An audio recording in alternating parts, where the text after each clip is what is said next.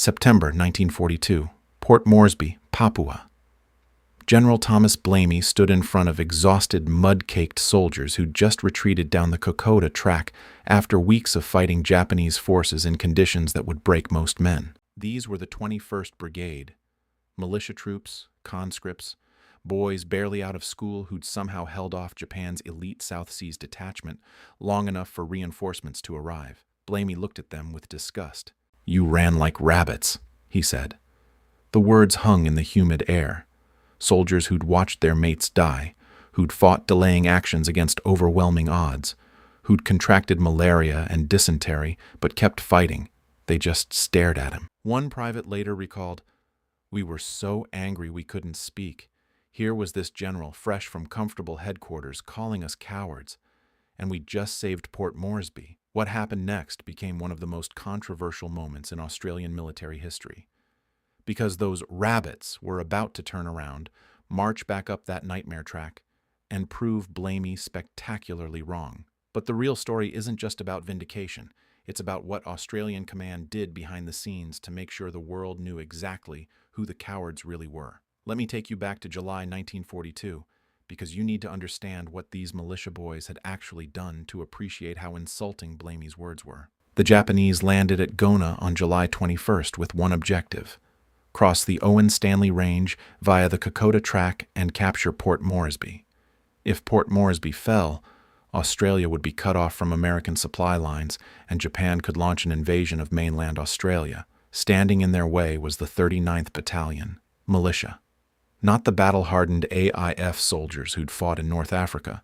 These were conscripts doing mandatory service, average age 21. Many had never fired a rifle before shipping out to Papua. They numbered about 480 men. The Japanese force was over 5,000. The 39th Battalion fought a fighting retreat for 32 days.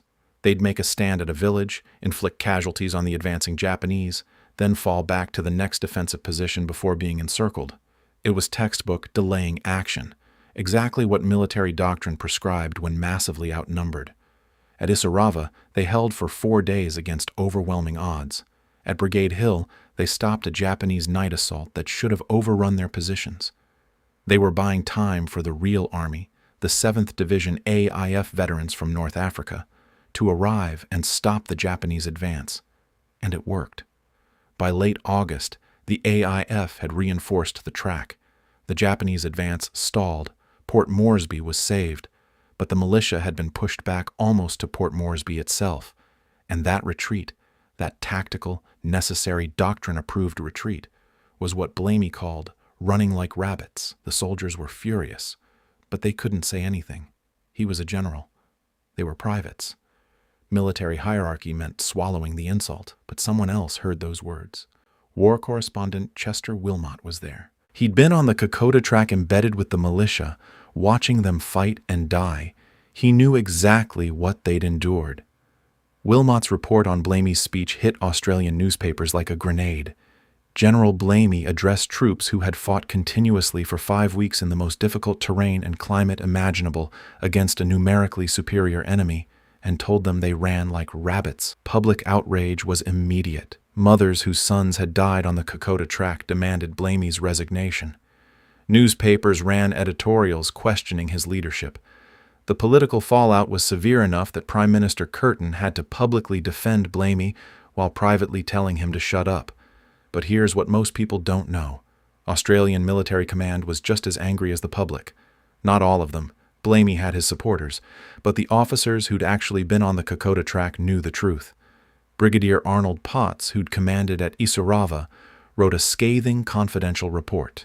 In it, he detailed exactly what the militia had accomplished. They delayed a force 10 times their size for over a month, inflicted hundreds of casualties, and prevented the Japanese from capturing Port Moresby when it was at its most vulnerable. Potts's report never mentioned Blamey by name. It didn't have to. Everyone knew what it was. A middle finger to the general who'd called them rabbits. Then Australian command did something brilliant. They started leaking stories to the press about what had actually happened on the Kokoda track. Specific details that contradicted Blamey's narrative. Stories about Lieutenant Colonel Ralph Honor leading the 39th Battalion in hand-to-hand combat at Isarava. about militia soldiers holding positions until they literally ran out of ammunition, about wounded men refusing evacuation so they could keep fighting. The Australian government, sensing which way public opinion was blowing, quietly authorized a documentary. Damien Parer, a combat cameraman, had filmed the retreat. His footage showed exhausted soldiers carrying wounded mates, fighting rearguard actions, collapsing from malaria but refusing to give up. The documentary, Kokoda Front Line, won Australia's first Academy Award. It showed the world exactly what those rabbits had endured, and it made Blamey look like an idiot. But the real vindication came when the 39th Battalion, reformed and reinforced, went back up the Kokoda track in October 1942 as part of the counteroffensive. They fought at Eora Creek, at Templeton's Crossing, at Oivi-Garari, and they didn't retreat. They advanced.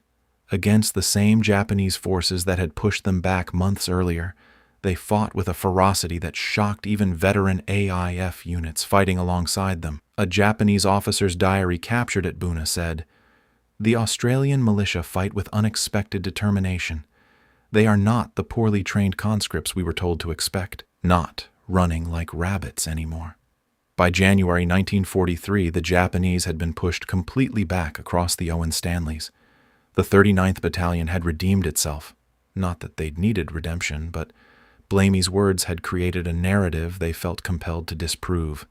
The human cost was staggering. Of the 480 men who'd first defended the Kokoda track in July 1942, less than a third survived the entire campaign. Killed in action, dead from disease, or so severely wounded they never returned to duty. And General Blamey, he never apologized, never walked back his words. But Australian command made sure he paid politically. He was gradually sidelined from operational decisions, his recommendations ignored, his authority undermined. After the war, when writing the official history of the Kokoda campaign, Australian historians barely mentioned Blamey's speech, but they dedicated entire chapters to the militia's fighting retreat, to their tactical acumen, to their courage under impossible conditions. The 39th Battalion received battle honors for Kokoda, Isarava, and Eora Creek. Streets were named after them, memorials built. They became heroes in Australian military history. Blamey got a state funeral when he died in 1951, but his legacy remains complicated. He was competent in many ways, a skilled administrator, politically savvy, but that one moment, calling exhausted militia soldiers rabbits, defined how Australians remember him. There's a memorial at Isarava now, on the Kokoda track. It lists the names of all the Australians who died there. Next to it is a plaque with a quote from the battle. "Courage is not the absence of fear, but the conviction that something else is more important than fear." Those militia boys were terrified. They were outnumbered, outgunned, sick, exhausted. But they fought anyway. They held the line anyway. They saved Port Moresby anyway. They weren't rabbits. They were lions. And when their commanding general couldn't see that, Australian command made sure history would. That's the real story. Not just about vindication on the battlefield, but about an entire military establishment quietly working to correct an injustice, to honor the men who'd actually done the fighting, and to ensure that when the history books were written, the truth would be told. The boys of the 39th Battalion didn't need Blamey's approval. They had something better: the respect of the men who'd fought beside them, the gratitude of a nation they'd saved, and a place in history that no general's insult could ever diminish.